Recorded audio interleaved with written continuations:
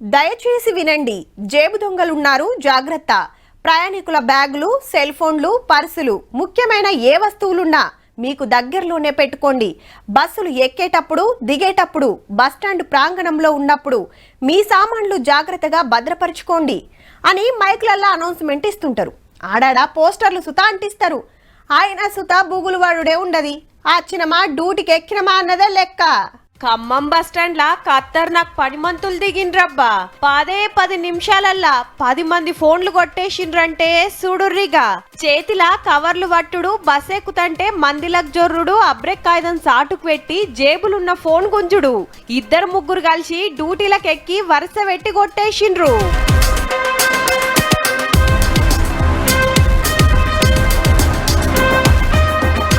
విజయవాడకెళ్ళి దిగిండ్రట ఈ cover batch.